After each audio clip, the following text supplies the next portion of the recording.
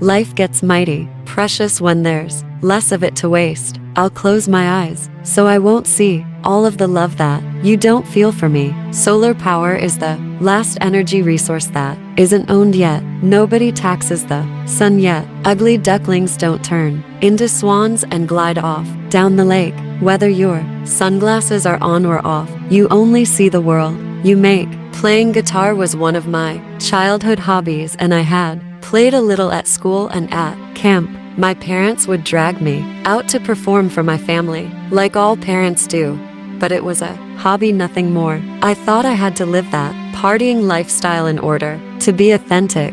But in fact, if you keep it up too long, all you're going to be is sloppy or dead. I hope I'm an integrous person who cleans up their messes when I've been a jerk. I never saw music in terms of men and women, or black and white. There was just cool and uncool. I think my fans will follow me into our combined old age. Real musicians and real fans stay together for a long, long time. I'm proud of the way I rearrange and put things together, like a chef who makes a great meal, or a filmmaker who puts together a story. It's casting, editing, cinematography. With slide guitar, you're just hanging this piece of glass on your hand. It's a really beautiful instrument in that it's so responsive. You're just slipping your hand back and forth. It's incredible to see labor unions and environmentalists getting together to stop the corporate mentality that destroys both jobs and the environment. I'm in a relationship, and I've been in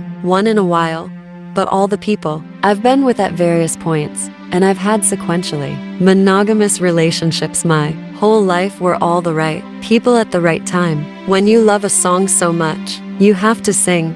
You know how you feel. It releases something in you that resonates as true. Whether it's James Brown or Joni Mitchell, some people are caricatures of themselves, and some people keep people coming back and keep themselves growing. Otherwise, the fans would get bored. I speak my mind and come from a place of conscience, as well as have fun as a musician. The great thing about the arts, and especially popular music, is that it really does cut across genres and races and classes. Sometimes I'm more true when I'm up on stage than I'm able to be in my regular life. It's not as exciting to be at home, but I've got to learn how to make that work. And then I will be an ordinary woman. I don't want to discredit people's opinions of me, but you talk about the violin or the cello or lead guitar, where you have to learn tons of chords. That's much more difficult. I've been lucky enough that I can gather all sorts of experiences and find inspiration by traveling around and by spending time with people I admire. I don't know that I'm unique in that people relate to my music, but I would hope people would say that I'm honest and that I do the best work I can possibly do instead of coasting. We did a 2-month tour with Taj Mahal that was really healing and cathartic and a good distraction after my brother passed away. Then I knew I wanted to take a year off, and it was really nice to have that chance to fall apart. Nobody went out to pasture, and a lot of people are doing their best work. Bruce Springsteen, Tom Petty, and Sting are at the top of their game. I mean, Tony Bennett is the coolest guy I ever met. We have to figure out how to break out of this age ghetto. There's nothing like living a long time to create a depth and soulfulness in your music. I'm certain that it was an incredible gift for me to not only be friends with some of the greatest blues people who've ever lived, but to learn how they played, how they sang, how they lived their lives, ran their marriages, and talked to their kids. I like to think I get better with age, but maybe absence makes the heart grow fonder. I think I'm a living embodiment of don't try to push me around or squash me. Whether it's how I talk to a record label or in my relationships, I think people must wonder how a white girl like me became a blues guitarist. The truth is, I never intended to do this for a living. I finally learned to accept that I can't make radio play blues any more than I could get Reagan out of the White House. Finding great songs is the hard part of my gig. It's not as hard as songwriting. That's much more daunting, but I love playing other people's music. I'm honored when young people say they've gone to school on slide guitar with my records, but people get their influence from my live shows and records and YouTube.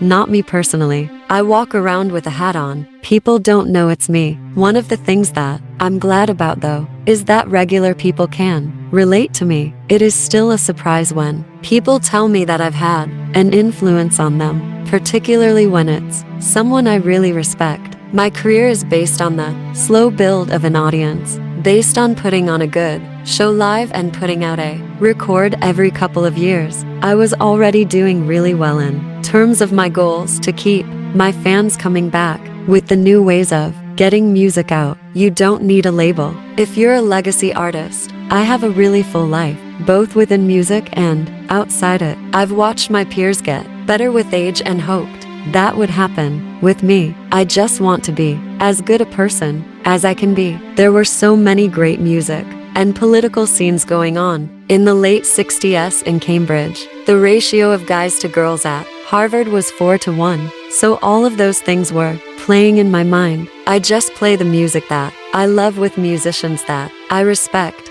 And fortunately, I'm in a position where people are willing to play with me, and perhaps I can do something to help them. I'm one of those people who just doesn't plan my personal life. I plan my professional life. The consolidation of the music business has made it difficult to encourage styles like the blues, all of which deserve to be celebrated as part of our most treasured national resources. How I measure success is getting to make another record and being able to come back to the same town and play again cause you sold out the last time. You don't have to look a certain way to have a hit record. The arts can be a great way to bring people together. I don't preach from the stage. I try to stay positive on solutions.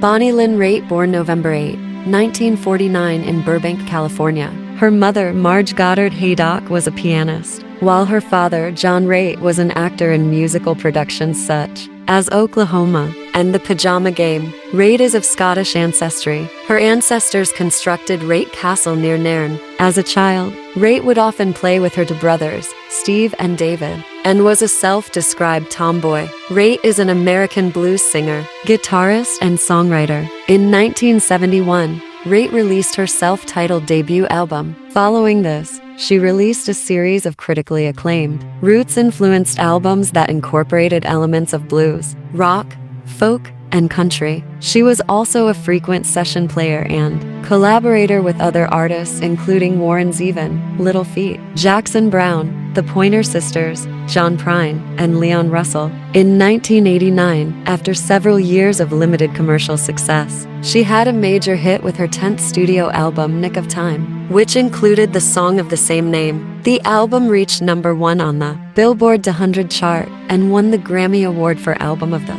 Year. It has since been selected by the Library of Congress for preservation in the United States National Recording Registry. Her following two albums, Luck of the Draw 1991 and Longing in Their Hearts 1994, were multi-million sellers, generating several hit singles, including Something to Talk About, Love Sneakin' Up on You, and the ballad I Can't Make You Love Me with Bruce Hornsby on piano. Her 2020 single Just Like That won the Grammy Award for Song of the Year. As of 2023, Raitt has received 13 competitive Grammy Awards from 30 nominations, as well as a Grammy Lifetime Achievement Award. She ranked number 50 on Rolling Stone's list of the 100 greatest singers of all time, and ranked number 89 on the magazine's list of the 100 greatest guitarists of all time. Australian country music artist Graham Connors has said, Bonnie Raitt does something with a lyric no one else can do. She bends it and twists it right into your heart.